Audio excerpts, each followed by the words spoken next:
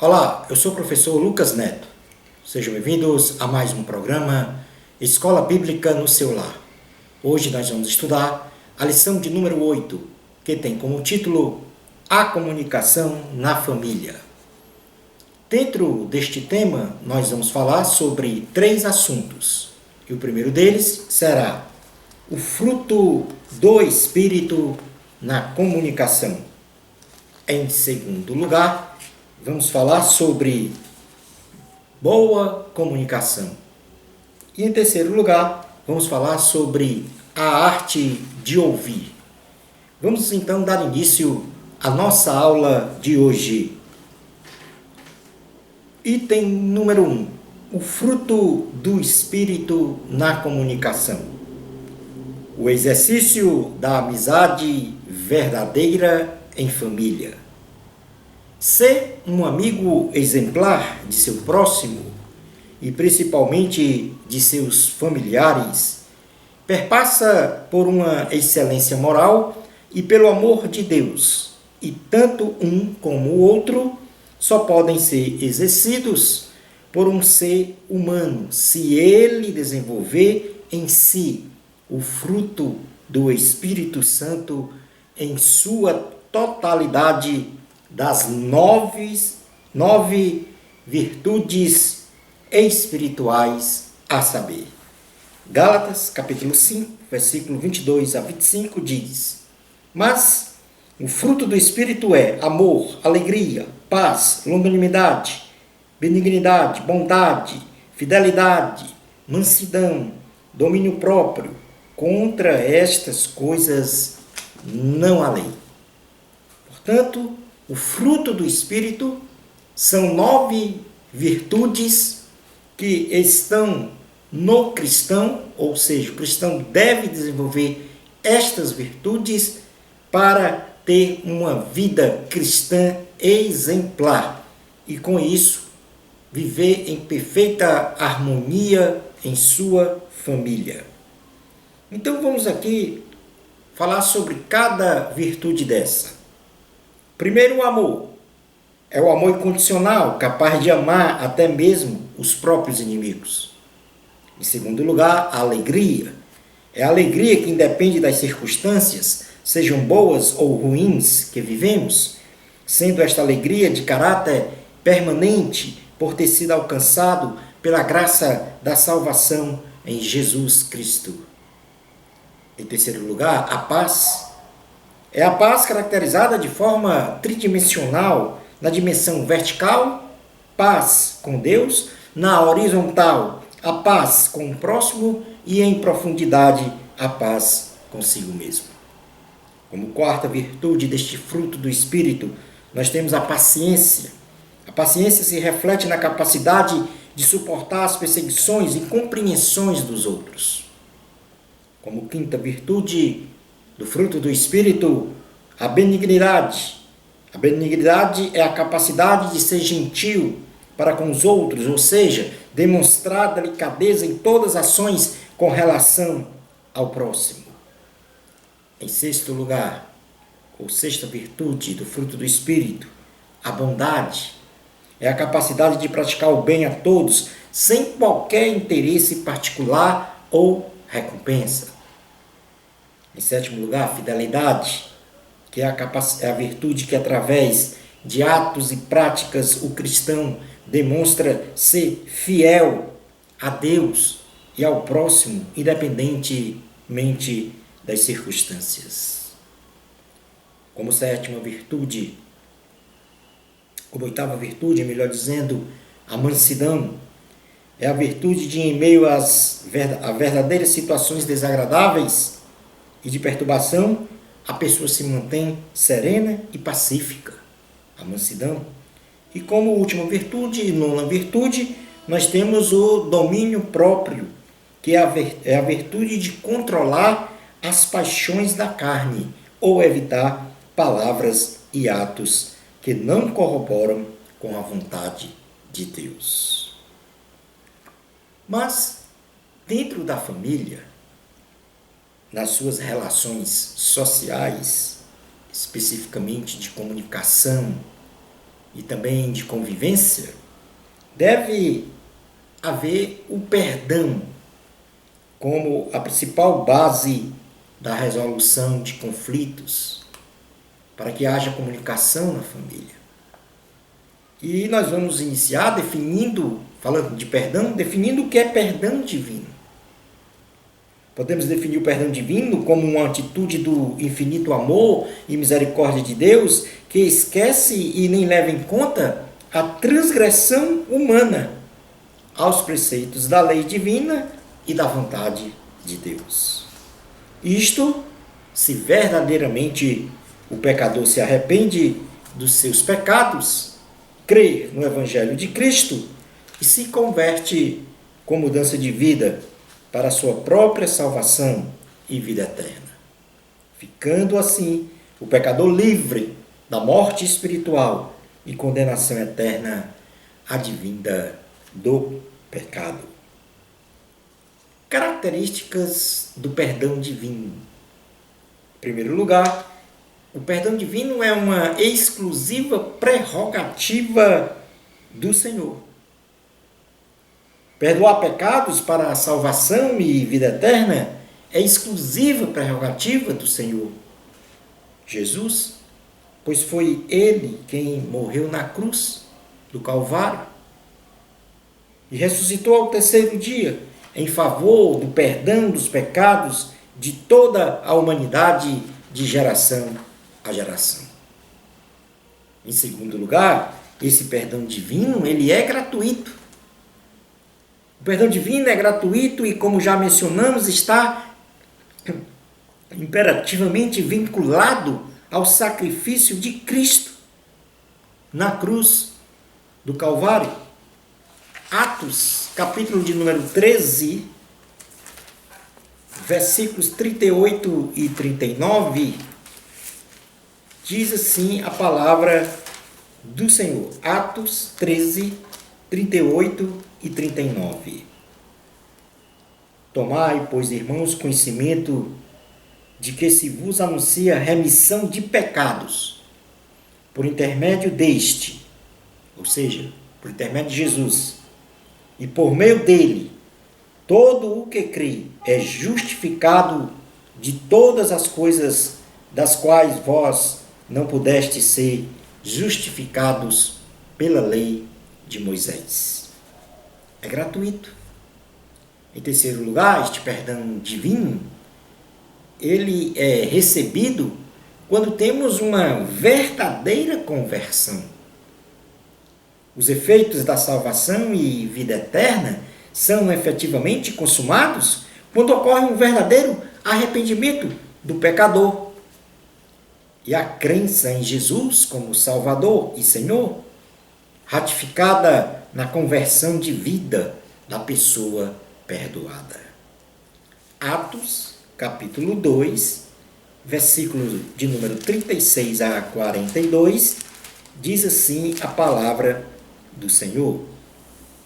Esteja absolutamente certa, pois toda a casa de Israel, de que a este Jesus que vós crucificastes, Deus o fez Senhor e Cristo. Ouvindo eles estas coisas, compungiu-se-lhes o coração e perguntaram a Pedro e aos demais apóstolos: que faremos, irmãos? Respondeu-lhes Pedro: arrependei-vos e cada um de vós seja batizado em nome de Jesus Cristo para a remissão dos vossos pecados e recebereis o dom do Espírito Santo, pois para vós outros é a promessa, para vossos filhos e para todos os que ainda estão longe, isto é, para quantos o Senhor, nosso Deus, chamar. Com muitas outras palavras, deu testemunho e exortava-os, dizendo: salvai-vos desta geração perversa. Então os que lhe aceitaram a palavra foram batizados, havendo um acréscimo naquele dia de quase 3.000 pessoas. Então, o perdão é recebido por uma verdadeira conversão. O perdão é imutável e insubstituível. Perdão divino. A morte de Cristo na cruz do Calvário, com um derramamento precioso do sangue de Jesus, é a base do sacrifício de sangue para perdão dos pecados e salvação da humanidade, não podendo ser substituído, nem anulado e nem agregado ao sacrifício do Senhor Jesus qualquer ritual, cerimônia, costume e tradição. É pela graça que nós somos salvos.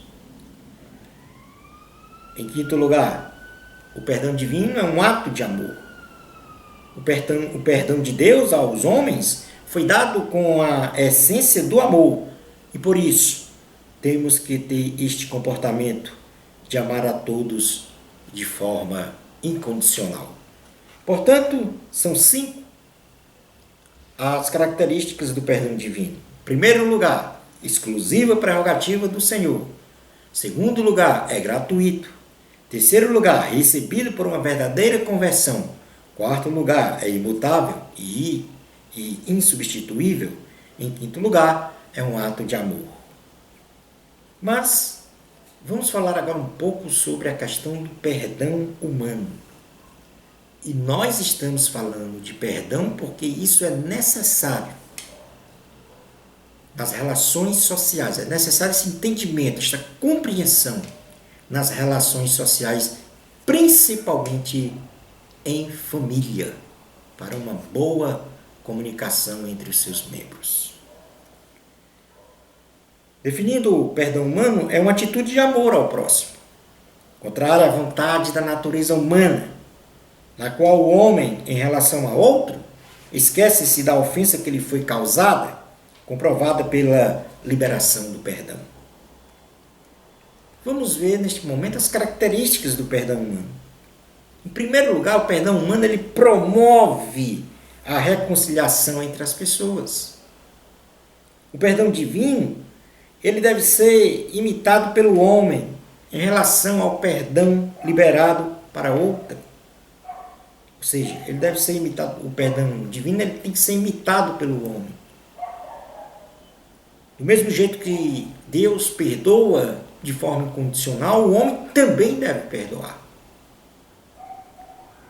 E isso esquecendo-se da ofensa que lhe foi causada.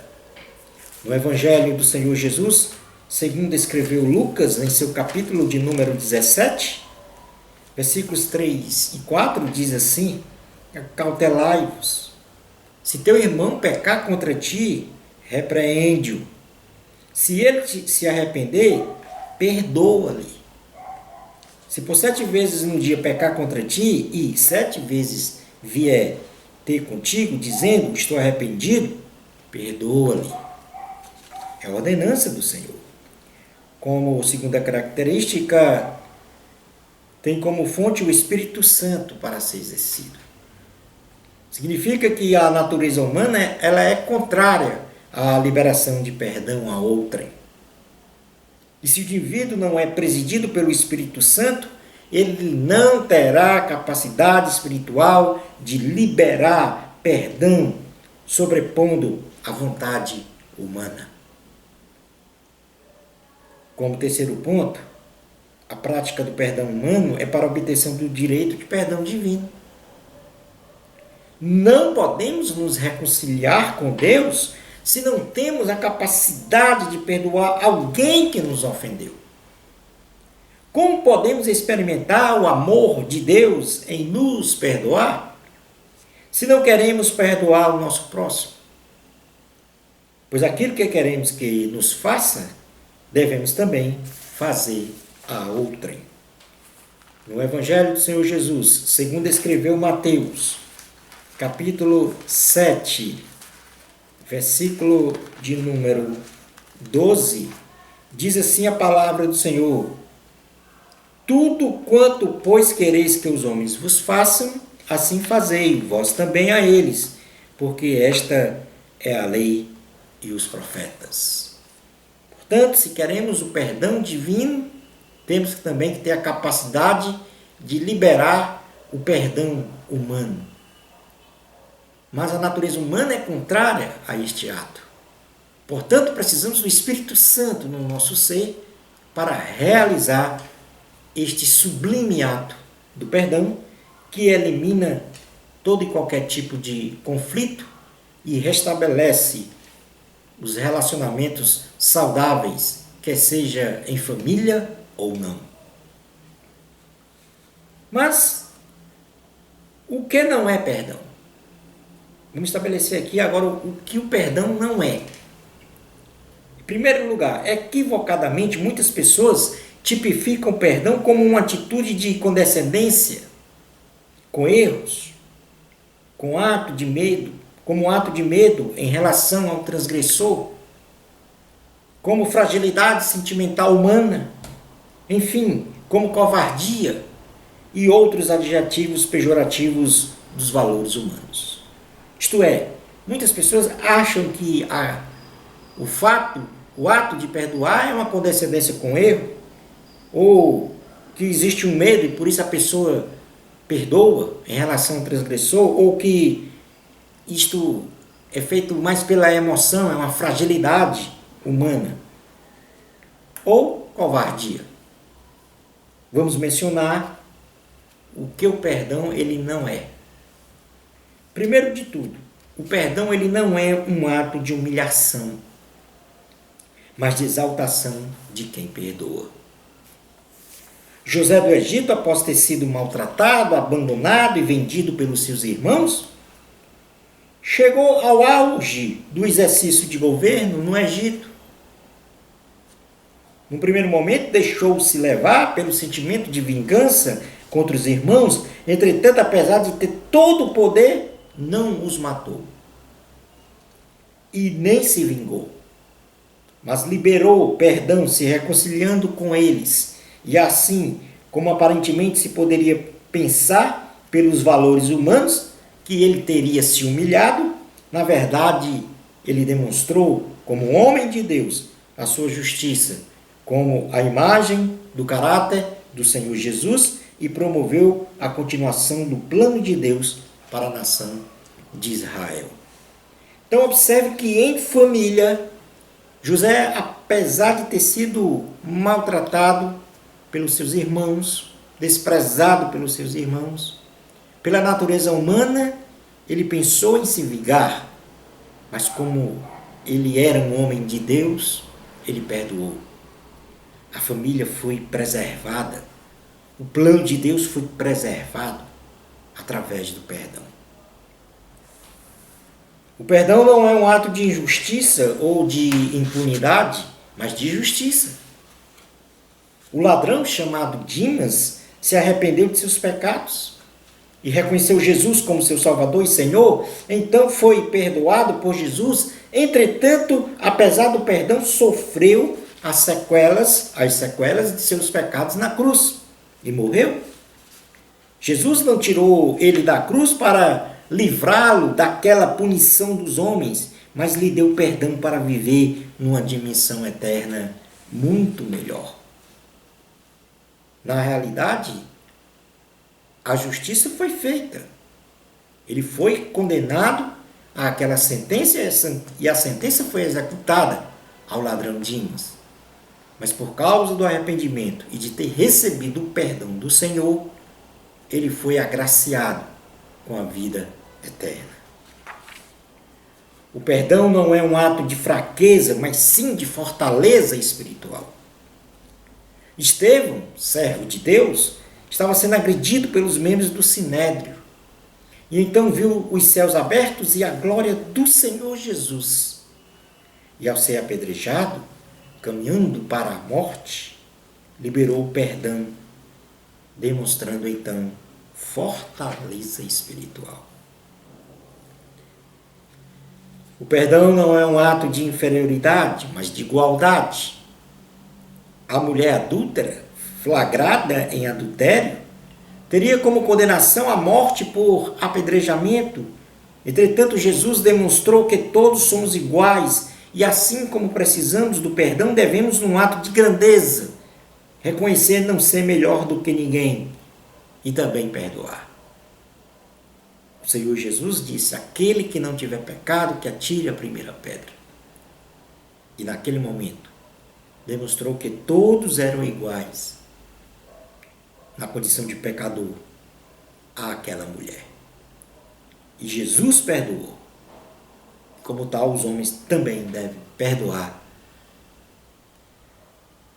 Em quinto lugar, o perdão não é um ato de ignorância, mas de conhecimento e sabedoria espiritual.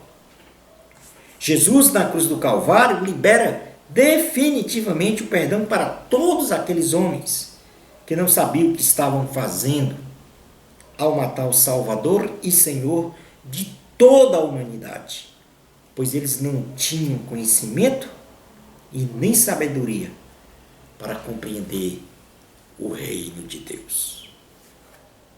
Um pregador certa vez disse: o ato de não perdoar o próximo, guardando rancor e ódio, é como beber continuadamente um veneno, esperando que o nosso ofensor morra do efeito do veneno que tomamos.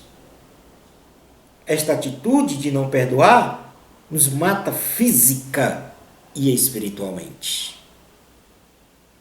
Se você tem alguma diferença, e aqui nós vamos falar especificamente para a família, com algum ente querido, vá ao encontro dele e peça perdão. Se reconcilie. Estabeleça a boa comunicação na sua família. Porque Jesus disse que um reino dividido, ele não subsiste. Ele não se mantém. Ele não se torna integrado, forte. A tendência dele é ser destruído. E o reino a que nós estamos nos referindo neste momento é a sua família. Busque a integração, a boa comunicação, a harmonia na sua família. Procure seu ente querido e se reconcilie com ele. Provérbios, capítulo de número 17, versículo 22, diz assim a palavra do Senhor. Provérbios 17, 22. O coração alegre é bom remédio, mas o espírito abatido faz secar os ossos. Todo e qualquer relacionamento social, ele é passível de discordâncias, que se não forem bem conduzidas pelos litigantes, descamba para conflitos, para agressões verbais ou até mesmo agressões físicas, com desfazimento das relações da amizade. Neste contexto de beligerância, a restauração de uma relação social só poderá ser restaurada plenamente, sem mágoa e rancor, se for restaurada pelo perdão unilateral ou bilateral na sólida base do amor. É na condição de perdão liberado que se demonstra a nossa bondade e a nossa capacidade de ser verdadeiro, justo e feito à imagem e semelhança do Senhor. No Evangelho de Jesus, segundo escreveu Mateus, em seu capítulo de número 6, versículos 7 ao 15, diz assim a palavra do Senhor: e orando, não useis de vãs repetições como os gentios, porque presumem que pelo seu muito falar serão ouvidos. Não vos assemelheis, pois, a eles, porque Deus, o vosso Pai, sabe o de que tendes necessidade antes que lhe peças. Portanto, vós orareis assim: Pai nosso que estás nos céus, santificado seja o teu nome. Venha o teu reino. Faça-se a tua vontade, assim na terra como no céu. O pão nosso de cada dia dá-nos hoje. E perdoa-nos as nossas dívidas, assim como nós temos perdoado aos nossos devedores. E não nos deixes cair em tentação, mas livra-nos do mal. Pois teu reino, o poder e a glória para sempre. Amém. Porque Se perdoardes aos homens as suas ofensas, também vosso Pai Celeste vos perdoará. Se, porém, não perdoardes aos homens as suas ofensas, tampouco vosso Pai vos perdoará as vossas ofensas. O perdão sempre será uma salvaguarda e proteção para a continuidade de belos e saudáveis relacionamentos, sendo que, ao aprendermos os ensinamentos de Cristo, certamente aprenderemos a perdoar, perdoar, perdoar e também pedir perdão. Vamos agora para o item 2, a boa comunicação. A comunicação na família. Em nossos dias, o avanço tecnológico dos meios de comunicação cibernéticos tem nos afastado do calor humano, da comunicação face a face, retirando a oportunidade de um relacionamento pessoal de forma afetiva, fraternal e de amor.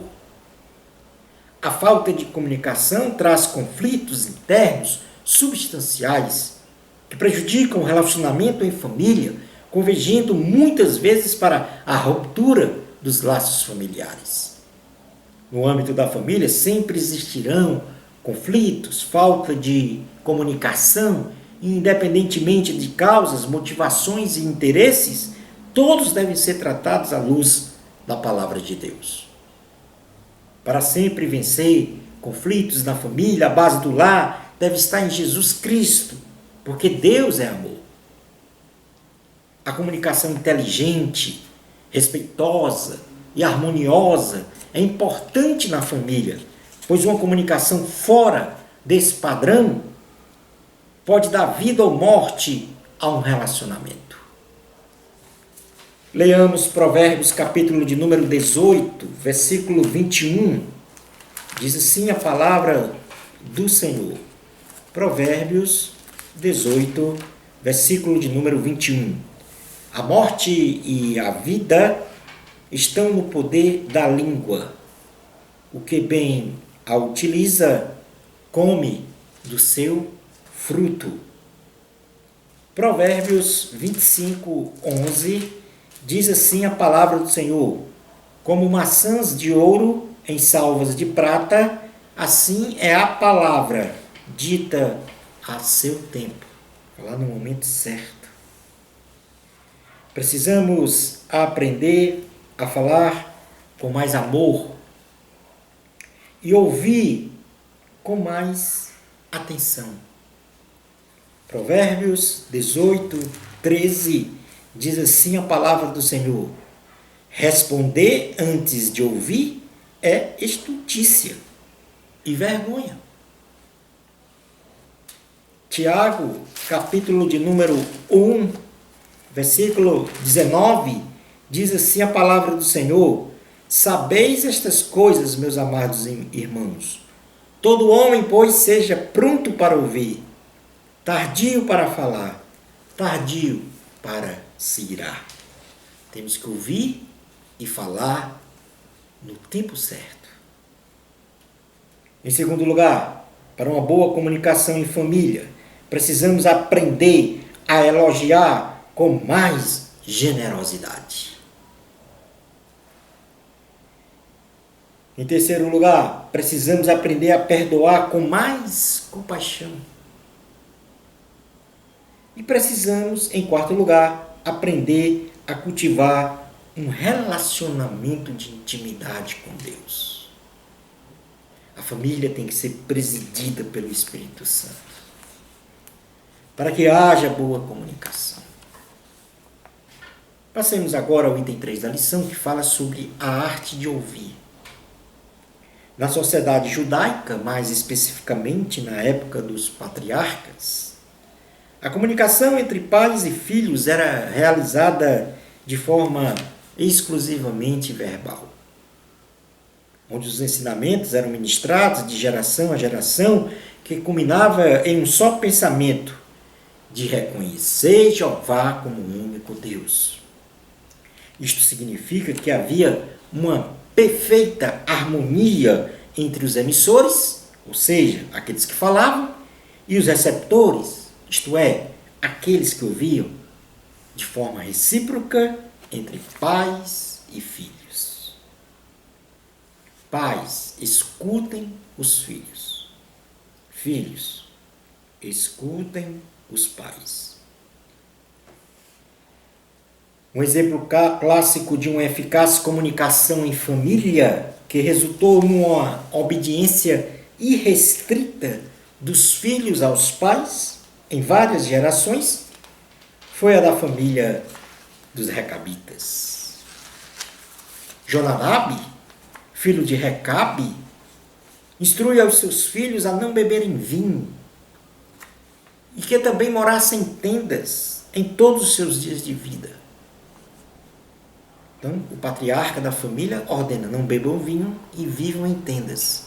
Isso foi passando de geração a geração, numa boa e harmoniosa comunicação na família. Sabendo o Senhor desta ordenança de Jonadab aos filhos, pede para Jeremias, o profeta, levar os recabitas para o templo e lá oferecer-lhes vinho. Os recabitas, diante deste oferecimento, se recusam a beberem vinho e lembram ao profeta que receberam ordem do seu pai, Jonadab, que não deveriam beber vinho. Vamos fazer uma leitura no livro de Jeremias, em seu capítulo de número 35, sobre isto que eu narrei agora. Diz assim a palavra do Senhor. Palavra que do Senhor veio a Jeremias nos dias de Jeoaquim, filho de Josias, rei de Judá, dizendo: vai à casa dos recabitas, fala com eles, leva-os à casa do Senhor, a uma das câmaras, e dá-lhes vinho a beber. Então tomei a Jazanias, filho de Jeremias, filho de Abazinias, aos irmãos e a todos os filhos dele, e a toda a casa dos recabitas. E os levei à casa do Senhor, à câmara dos filhos de Anã, filho de Gidalias, homem de Deus, que está junto à câmara dos príncipes, e sobre a de Maazéias, filho de Salum, guarda do vestíbulo. E pus diante dos filhos da casa dos recabitas taças cheias de vinhos e copos, e lhes disse: bebei vinho. Mas eles disseram: não beberemos vinho, porque Jonadab, filho de Recabe, nosso pai, nos ordenou: nunca jamais beberei vinho, nem vós, nem vossos filhos. Não edificareis casa, não fareis sementeiras, não plantareis nem possuireis vinha alguma, mas habitareis em tendas todos os vossos dias, para que vivais muitos dias sobre a terra em que viveis peregrinando. Obedecemos, pois, a voz de Jonadab, filho de Recabe, nosso pai, em tudo quanto nos ordenou, de maneira que não bebemos vinho em todos os nossos dias, nem nós, nem nossas mulheres, nem nossos filhos, nem nossas filhas, nem edificamos casa para nossa habitação, não temos vinha, nem campo, nem semente, mas habitamos em tendas, e assim obedecemos e tudo fizemos, segundo nos ordenou Jonadab, nosso pai. Quando, porém, Nabucodonosor, rei da Babilônia, subia a esta terra, dissemos: vinde e refugiemo-nos em Jerusalém, por causa do exército dos caldeus e dos sírios, e assim ficamos em Jerusalém. Observe a perfeita comunicação em família. Uma ordem dada, numa boa comunicação e uma obediência realizada. Uma boa comunicação entre pais e filhos, entre filhos e pais. O Senhor, então, à vista disso, fala a Jeremias, comparando o contraste entre a desobediência do povo de Israel e a obediência dos recabitas. E diz que a família dos recabitas nunca deixaria, por causa da obediência, nunca deixaria de estar na presença do Senhor. E isso porque obedeceram aos pais. Jeremias capítulo 35, versículos 12 a 19 diz: Então veio a palavra do Senhor a Jeremias dizendo: Assim diz o Senhor dos exércitos, o Deus de Israel: Vai e dize aos homens de Judá e aos moradores de Jerusalém: Acaso nunca aceitareis a minha advertência para obedeceres às minhas palavras? Diz o Senhor. As palavras de Jonadab, filho de Recabe, que ordenou a seus filhos não bebessem vinho, foram guardadas, pois até o dia de hoje não beberam. Antes obedeceram às ordens de seu pai. A mim, porém, que começando de madrugada vos tenho falado, não me obedecestes. Começando de madrugada vos tenho enviado todos os meus servos, dizendo: Convertei-vos agora, cada um do seu mau caminho, fazei boas as vossas ações e não sigais a outros deuses para servi-los. Assim ficareis na terra que vos dei a vós outros e a vossos pais, mas não me inclinaste os ouvidos, nem me obedecestes a mim. Visto que os filhos de Jonadab, filho de Recabe, guardaram o mandamento de seu pai, que ele lhes ordenara, mas este povo não me obedeceu, por isso assim diz o Senhor, o Deus dos exércitos, o Deus de Israel: Eis que trarei sobre Judá e sobre todos os moradores de Jerusalém todo o mal que falei contra eles, pois lhes tenho falado e não me obedeceram. Chamei a eles e não me responderam. À casa dos Recabitas, disse Jeremias: Assim diz o Senhor dos exércitos, o Deus de Israel: Pois que obedecestes ao mandamento de Jonadab, vosso pai, e guardastes todos os seus preceitos, e tudo fizeste segundo vos ordenou, por isso assim diz o Senhor dos exércitos, o Deus de Israel: Nunca faltará homem a Jonadab, filho de Recabe, que esteja na minha presença. Neste contexto, podemos contemplar que a comunicação na família de Recabe, de geração a geração, foi eficaz, firmada na união, no amor, na sinceridade, no perdão, que redundou numa família de relacionamentos saudáveis. Concluindo a nossa aula de hoje, a comunicação salutar em família é resultante da incessante busca de Deus com o exercício pleno das virtudes do Espírito Santo. O diálogo entre os membros da família, sob a iluminação do Senhor Jesus, gera o entendimento para a resolução dos eventuais conflitos e, ao mesmo tempo, garante o bem-estar da família. Uma bênção especial de Deus para você. Amor a Cristo. A glória é de Deus. Até ao nosso próximo programa Escola Bíblica no seu lar, se Deus permitir.